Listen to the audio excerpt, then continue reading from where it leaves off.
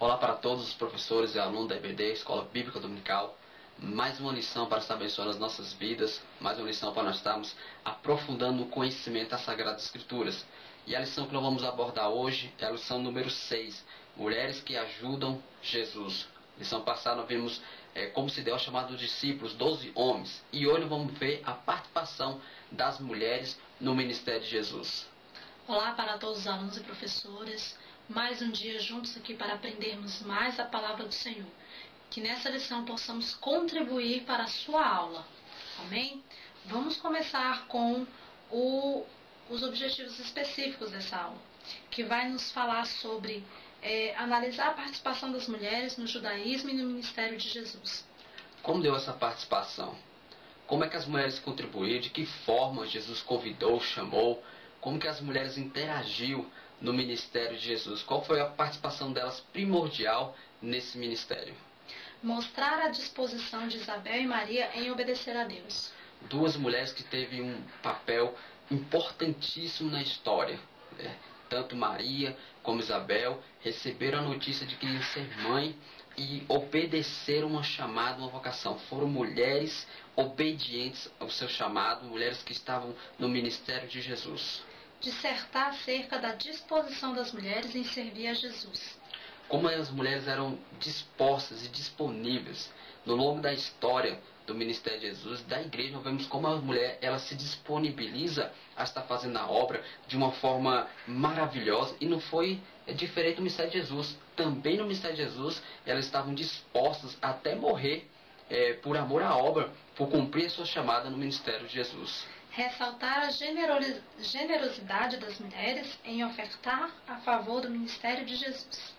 Essa é uma parte importante, né? Porque nós sabemos que Jesus ele se preocupava muito com a palavra e com os discípulos. Então, as mulheres elas vieram para ajudar, ofertando recursos financeiros, ajudando na alimentação, ajudando no cuidar. Então, tiveram essa participação importante concernente à oferta e os recursos que o ministério de Jesus precisou. As mulheres estavam ali dedicadas a esse serviço. Nós vamos ver o quanto a mulher teve um papel fundamental no ministério de Jesus. Não só para a salvação como Salvador, mas ele resgatou a dignidade daquelas mulheres. Porque a lei judia, ela na verdade, ela judiava bastante da mulher, né, em si mesmo, com todo o complexo da palavra. Realmente, a mulher era totalmente discriminada e o Senhor veio trazer essa dignidade para a condição social feminina. Jesus teve como amiga, ele libertou, ele evangelizou e ele valorizou as mulheres. Não teve homem nenhum como Jesus que valorizou tanto as mulheres como Jesus valorizou. Isso é importante porque nós sabemos que o judaísmo ele oprimia muitas mulheres e ainda oprime.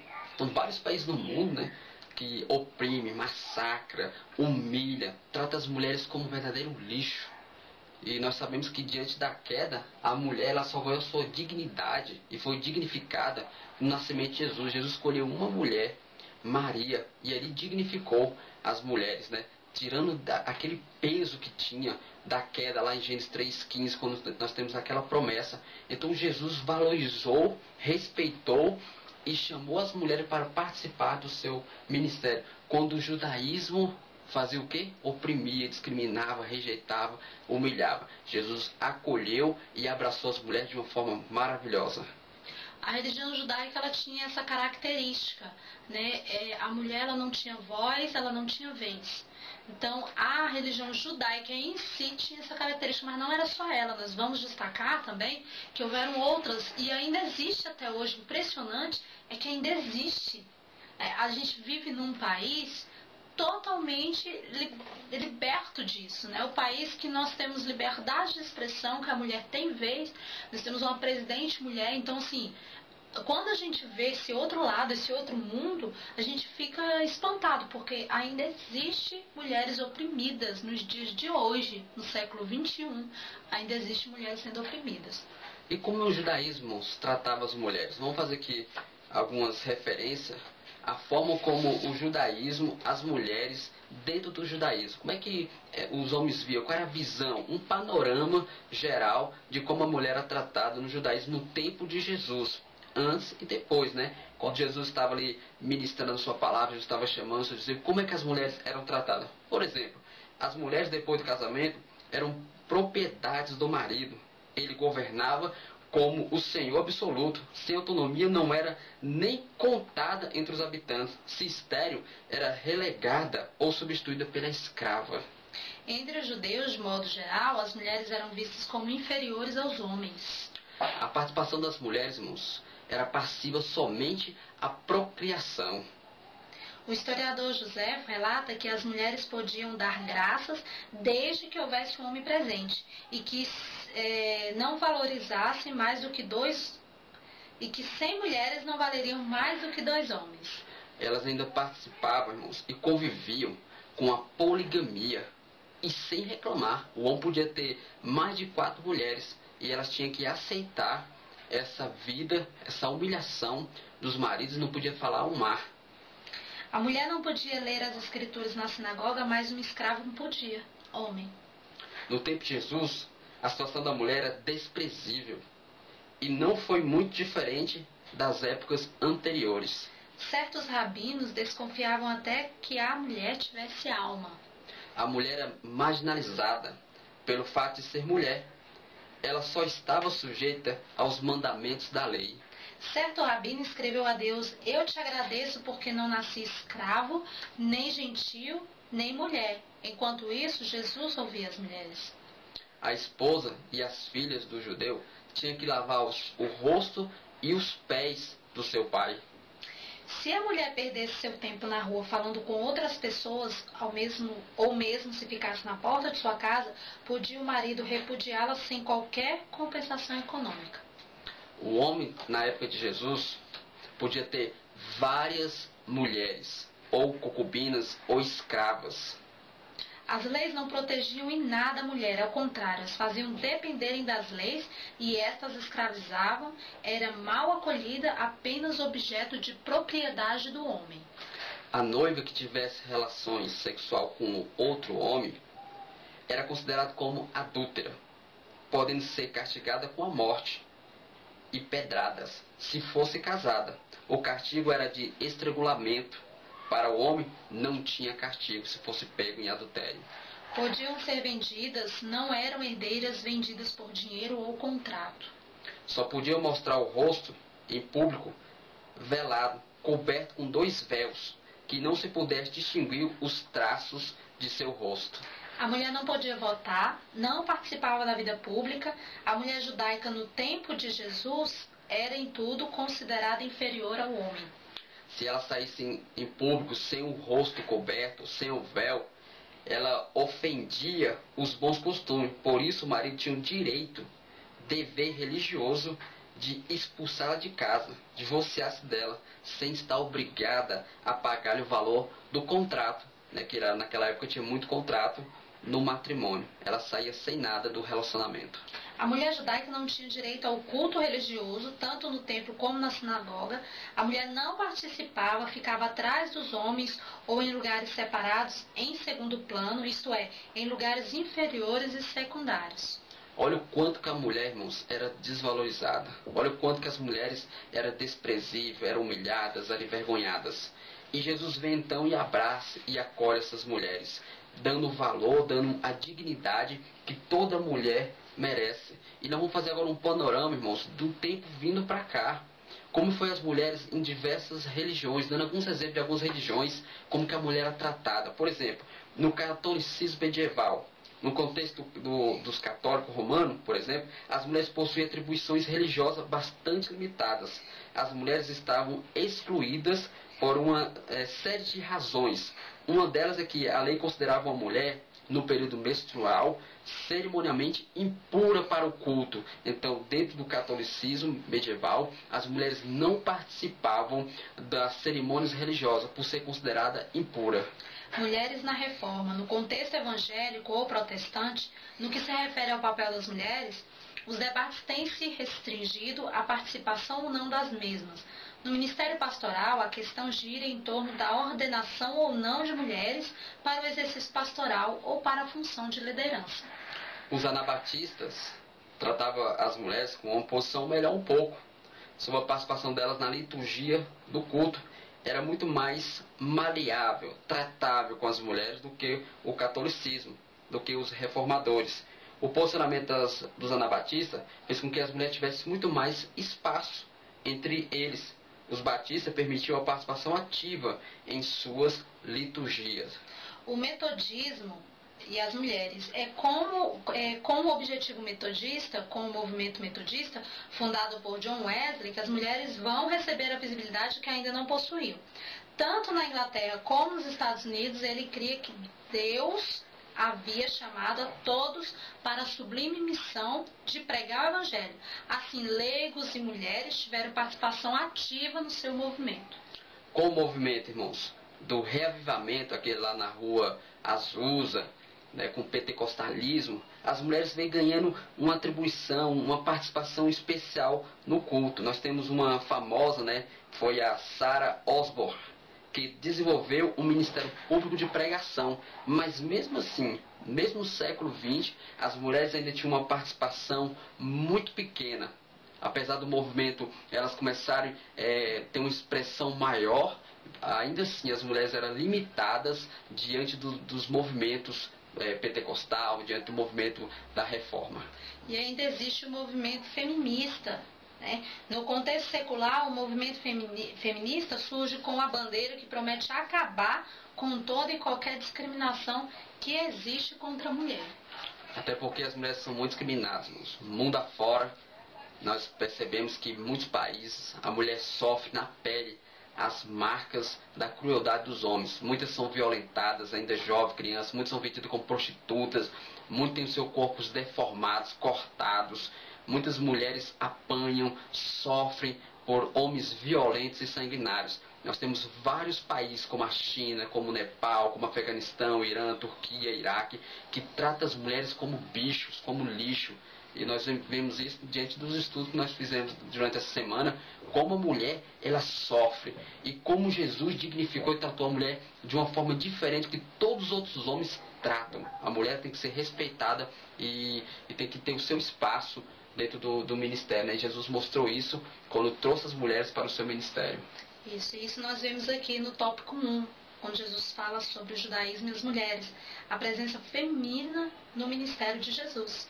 Aí nós temos uma ampla participação, irmãos, uma lista extensa de diversas mulheres que esteve atuando de uma forma maravilhosa no ministério de Jesus. Jesus deu um destaque importante. Nós vemos muitos 12 discípulos trabalhando, nós vemos os 12 discípulos atuando, estando lá de Jesus. Mas não foi o contrário com as discípulas, né? Vamos colocar assim essa palavra, discípulas no ministério de Jesus. Jesus também contou com as mulheres. Por exemplo, nós temos Maria, mãe de Jesus, Lucas 1, 28 e o versículo 38. Versículo 28, o anjo aparece para ela e fala com ela a respeito do Filho de Deus que ia nascer, né? O anjo iria pousar sobre ela. No versículo 38 ela vai dizer: eis-me aqui, eis aqui a tua serva, faz de mim o teu querer, faz de mim a tua vontade. Olha que mulher maravilhosa. Nós temos Isabel também, mãe de João o Batista, né? O precursor, Lucas 39 ao 45. Nós temos Ana, profetisa, Lucas 2:37. Essa mulher ficou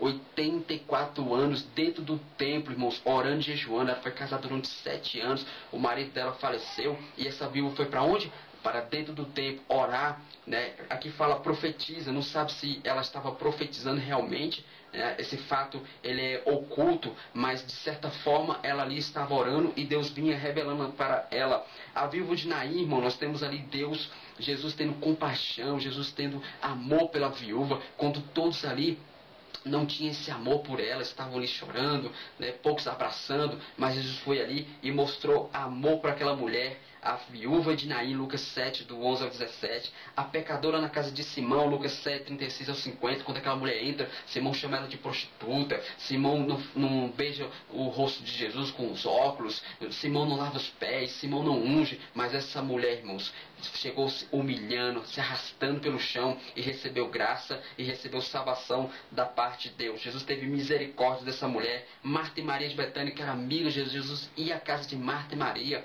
conversava com ela, dialogava, eram amigas de Jesus, Marta e Maria. Nós temos Maria Madalena, que Jesus expulsou 7 demônios dessa mulher, essa mulher prostituta, essa mulher que vivia em um estado terrível, deplorável, uma possessão demoníaca. Jesus chega até ela, expulsa 7 demônios, e a partir daquele momento, irmãos, essa mulher vai estar ativamente, e uma das mulheres mais importantes do ministério de Jesus, esteve com ele na crucificação, esteve com ele na ressurreição, é um dos primeiros nomes citados em Lucas capítulo 8, versículo 1 ao 3, é Maria Madalena. Essa mulher foi maravilhosa, uma das grandes líderes que Jesus ali teve no seu ministério. Nós também vamos ter outras mulheres, como por exemplo a sogra de Pedro, quando Jesus curou ela de uma grande enfermidade, né? Mostrando a restauração da saúde e a soberania de Cristo.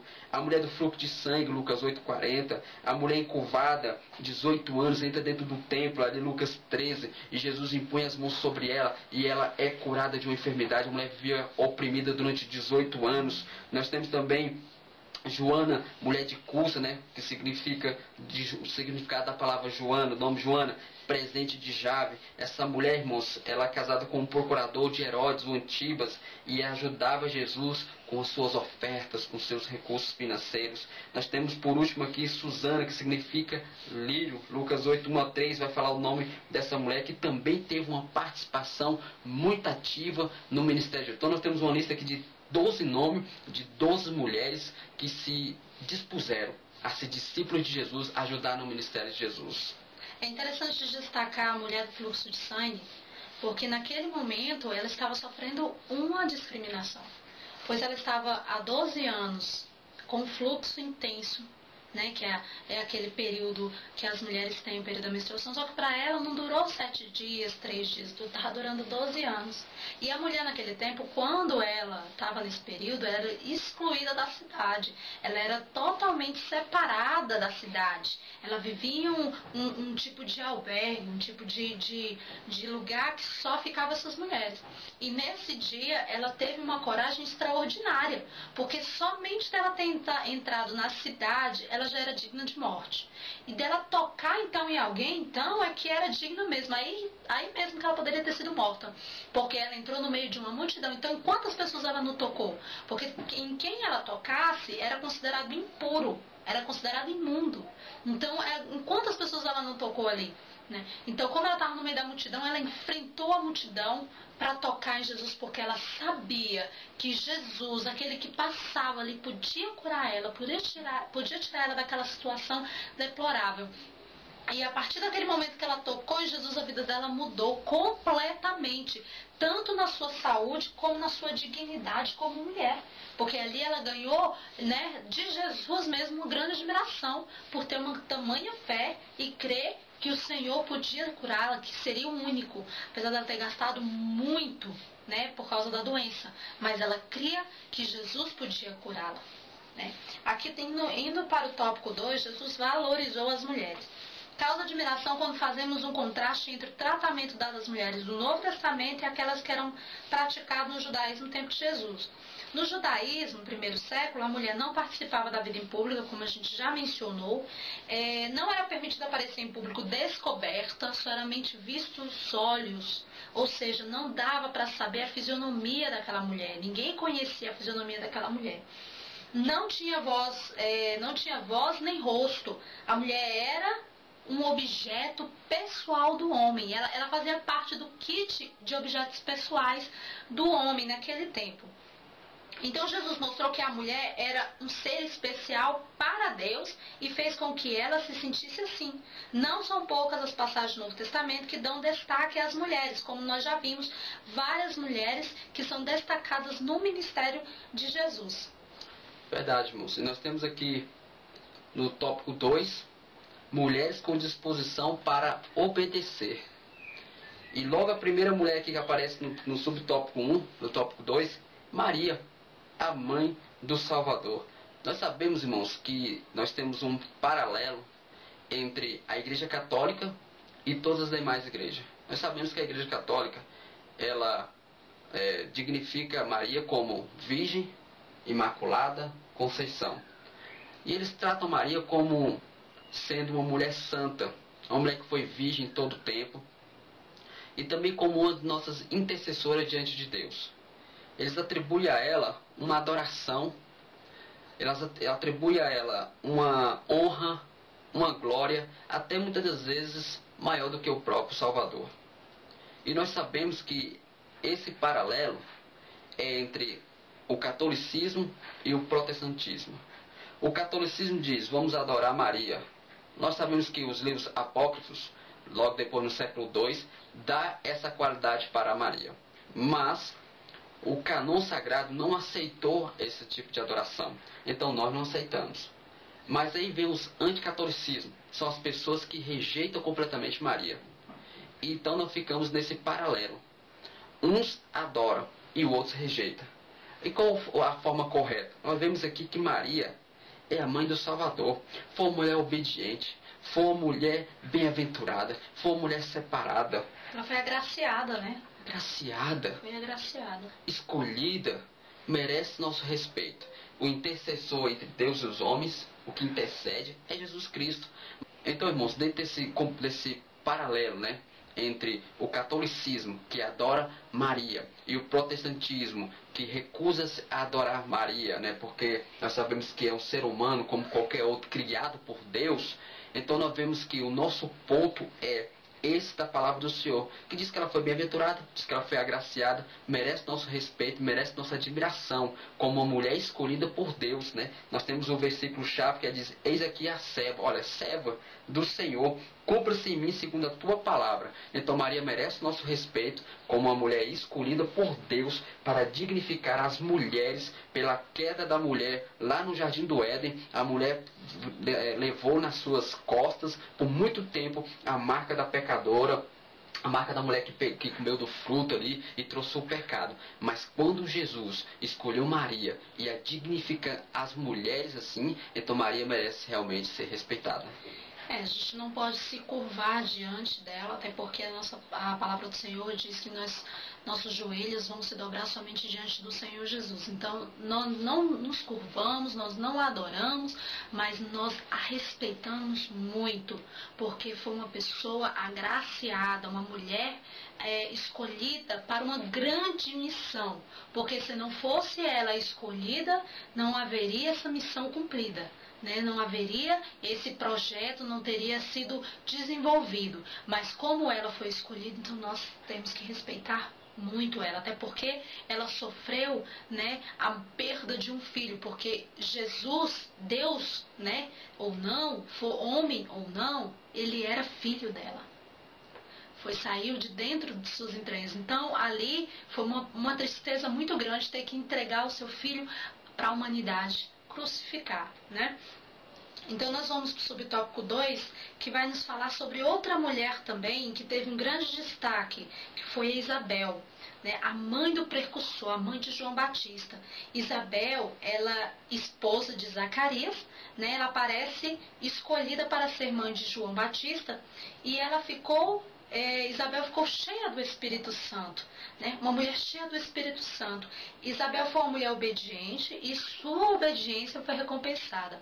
Ela foi a única mulher, além de Maria, saber da vinda do Salvador, saber sobre a promessa que havia de se cumprir. Isabel era conhecida como uma mulher muito espiritual, não mostrou dúvida alguma sobre a capacidade de Deus em cumprir suas promessas, foi a mãe de João Batista e, além de tudo, foi uma das primeiras a saber sobre a vinda de Jesus. Quem é o homem que teve esse privilégio de saber sobre a vinda de Jesus? O primeiro homem. Então, assim, através de Zacarias, Zacarias teve essa informação, mas quem foi a primeira? Maria. Quem foi a segunda mulher? Isabel. Então, quem teve esse privilégio foram as mulheres, de saber sobre essa promessa abençoada. Então, além de Maria, também Isabel foi grande participadora da promessa de Jesus. E nós sabemos que já na sua velhice, né, Isabel já foi escolhida entre todos ali, estéril, já de uma certa idade, mas recebeu de bom grado, né?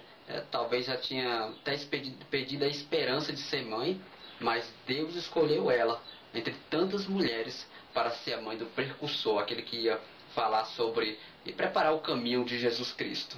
Nós temos no tópico 3, mulheres com disposição para servir, servas de Deus, mulheres que verdadeiramente cumprem essa chamada de diaconisas do Senhor, que serve a Deus com seus recursos, com suas fazendas e etc. Enfim, mulheres servas, isso está no tópico 1 do subtópico 3. A sogra de Pedro, quando foi curada de uma febre, seguiu Jesus Cristo e ali cumpriu-se esse papel importante na vida de uma mulher de Deus, servo do Senhor Jesus Cristo, né? Após aquela cura maravilhosa de Lucas 4:39, né? E o verbo, irmão, servir, é uma tradução do vocabulário grego diacônio.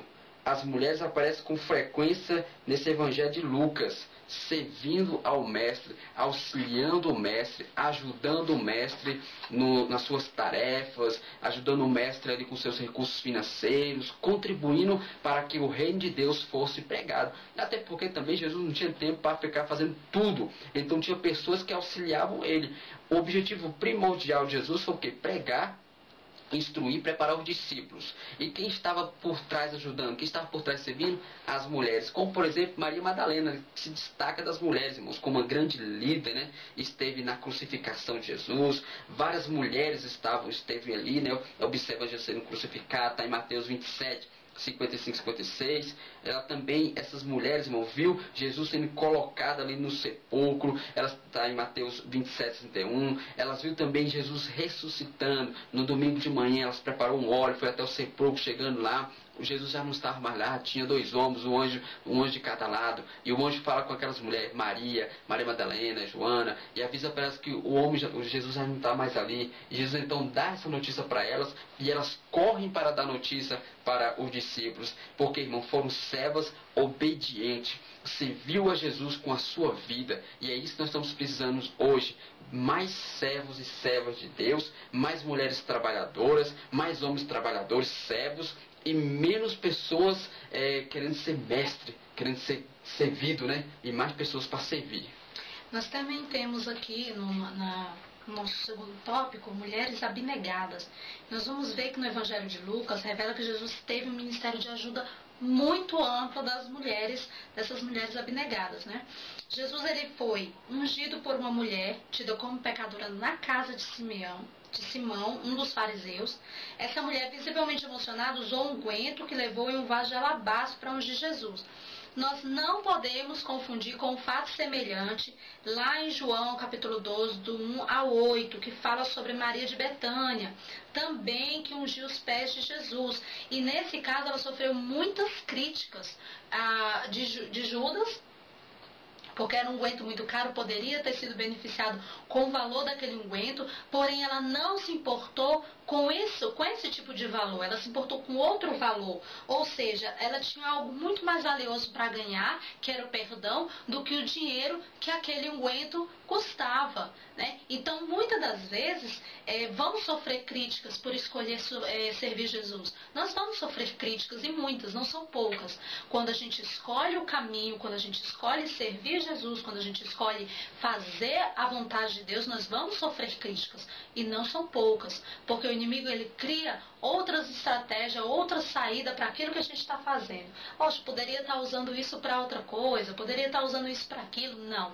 Mas nossa recompensa não é aqui, a nossa recompensa é outra, né? O nosso perdão, o nosso galardão é a nossa grande recompensa. Que essas críticas não venham nos desanimar, que essas críticas não venham tirar o nosso foco, o nosso alvo, porque as críticas, elas têm que ser pegas como críticas construtivas. E nós precisamos procurar de Jesus o que eu devo absorver e o que eu devo jogar fora. E é duas diferentes, né, irmãos? De Lucas 7 é uma prostituta, é uma pecadora, e de João 12 é outra completamente diferente. Essa outra já é irmã de Marta, e de lá já é uma mulher que tem posição. Indo para o tópico 4, mulheres com disposição para ofertar. Bom, no primeiro subtópico nós temos o trabalho rabínico, né? Nós sabemos que rabínico vem da palavra rabi, que significa mestre, né? Ou rabínico, mestre, os mestres, rabone e etc. Então Jesus, como mestre, irmão, ele tinha disponibilidade e disposição em servir e instruir, capacitando os seus discípulos. E primordial, exclusivamente no seu ministério, no ministério de Jesus, foi o ensino da palavra de Deus. Tinha as mulheres que auxiliavam, mas ele foi preparar os discípulos para isso, para essa missão. Lucas capítulo 10, nós temos 70 discípulos sendo enviados de 2 em 2 e com essa missão, pregar o evangelho. Então nós vemos que hoje em dia tem muitos homens também querendo pregar a palavra de Deus, mas diferente. O mestre, ou o rabi, etc., ele não podia cobrar ou ser pago pelo aquilo que ele fazia, pelo aquilo que ele ofertava, pelo aquilo que ele ensinava. Mas se uma pessoa quiser sustentar o rabi, podia aceitar. E isso era honroso, isso era maravilhoso, quando a pessoa ela pegava os seus recursos financeiros e falava, eu vou ofertar para esse rabi, eu vou ofertar para o mestre, eu vou ajudá-lo. E o que nós temos vendo hoje é algo invertido, inverter os valores. Quando Jesus pregava e não cobrava, hoje nós temos pregadores e obreiros pregando e cobrando, ensinando e cobrando, totalmente diferente. Não foi isso que Jesus ensinou para ninguém.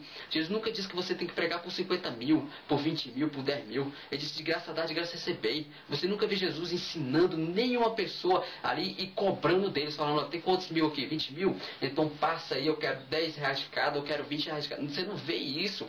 Porque Jesus, irmãos, ele pregava, ele ensinava, ele instruía, mas ele não recebia nada por isso, a não ser as ofertas. E oferta é nada. Mas hoje querem estipular um valor. Hoje querem só ir na sua igreja se tiver quanto. Tem quantos irmãos aí? Quanto é que vai ser a oferta? Isso é um absurdo. E nós temos vendo isso em grande congresso. E nós temos visto bastante crítica, né, de pessoas que estão fora. E muitos homens hoje, irmãos, só querem ser pregador porque querem ter uma vida fácil, de carro, de mansão e etc.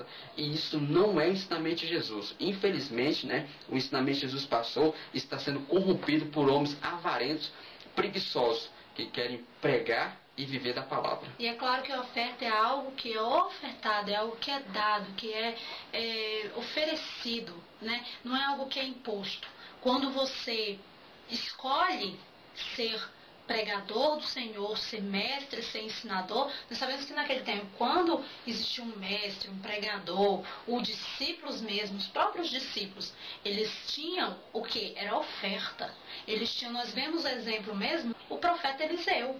É um grande profeta de Deus, um grande homem de Deus. Então ela se sentiu, né, na obrigação ali pessoal dela de lhe ofertar um lugar para ficar, de lhe ofertar alimento. Então ela ofertou e Deus o levou até lá porque sabia que ela ia fazer isso com o profeta, ela ia abençoar o profeta. Então quando nós falamos de oferta, nós falamos de abençoar o profeta, né? Quando nós estamos abençoando, não é algo imposto.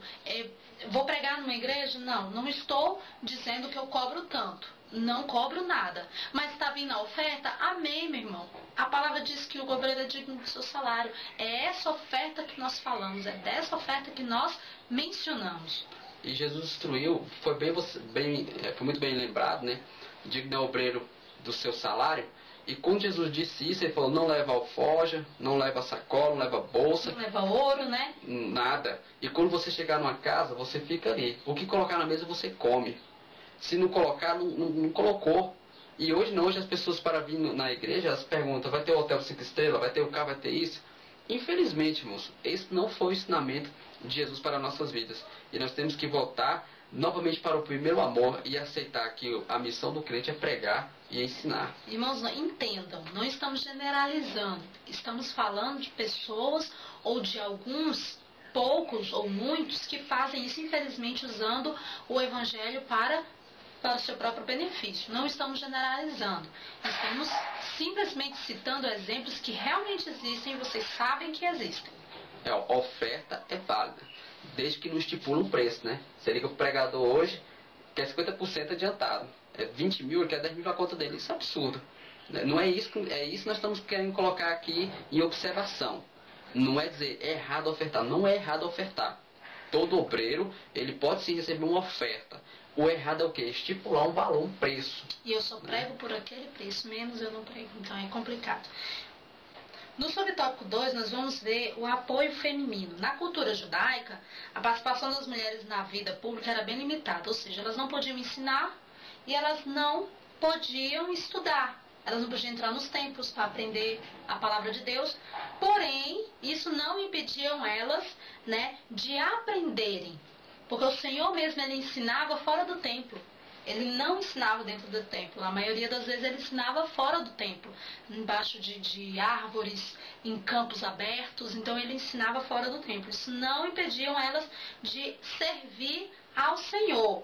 Tá? Então, Lucas diz que elas serviam o Senhor com suas fazendas, ou seja, com seus bens. Né? Elas vendiam, elas botavam aos pés dos apóstolos, elas abençoavam o ministério de Jesus. Ou seja, ele era sustentado por elas, não que Jesus cobrava. Em momento nenhum ele cobrou. Eram ofertas dadas, era um sustento dado.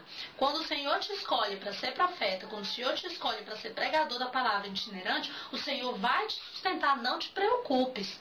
Mas se o Senhor te escolheu para isso, se o Senhor te escolheu e te deu o dom para isso, não vá cair na bobeira de falar assim, agora eu vou ganhar dinheiro com o evangelho, porque se Deus não te der a graça, já era. Se Deus não tiver a graça e o conhecimento, você pode pregar onde você quiser, que o Senhor não vai permitir que você seja sustentado, porque você tem uma segunda intenção.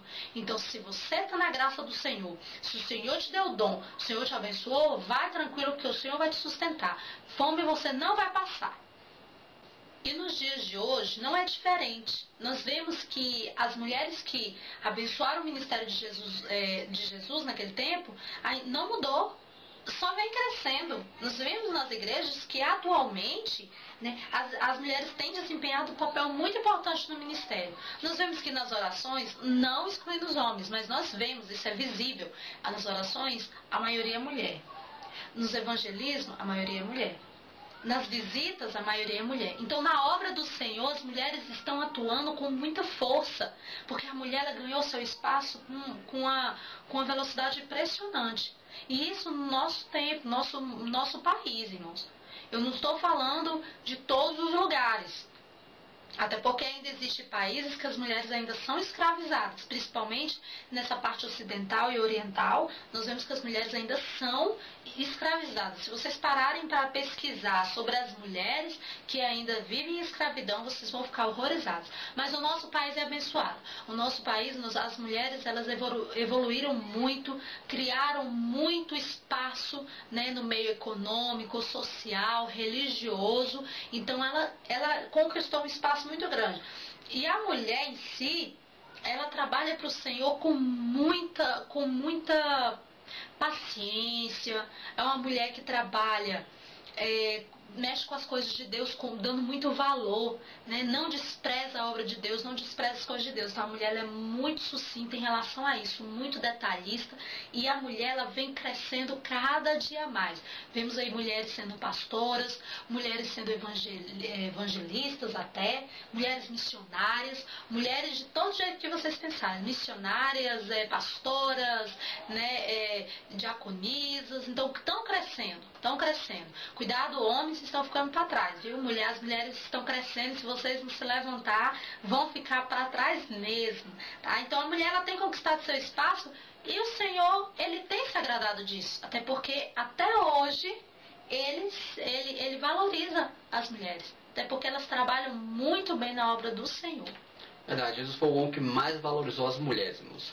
Então que possamos orar pelas mulheres do mundo todo, para que elas tenham o mesmo valor que as mulheres do Brasil têm, né? Apesar que o movimento feminista vem tentando acabar com a desigualdade entre as mulheres, mas realmente nós temos que valorizar, respeitar e honrar as servas de Deus, as mulheres do mundo todo, não somente no Brasil, mas em todos os locais do mundo. E sabendo que Deus criou macho e fêmea, não um ou outro, não só homem e também a mulher, não, criou macho e fêmea criou. Então nós vemos aí igualdade de direitos, igualdade de, né, servir ao Senhor, de liberdade de expressão. Sabemos que não conversar com a mulher naquele tempo, né, era um ato vergonhoso, hoje em dia não. Nós sabemos que para, né, conversar com a mulher muitas das vezes é adquirir sabedoria. A mulher hoje em dia ela anda muito sábia, né? A palavra de Deus nos fala que a mulher sábia, ela edifica a casa. Então a mulher ela tem adquirido muita sabedoria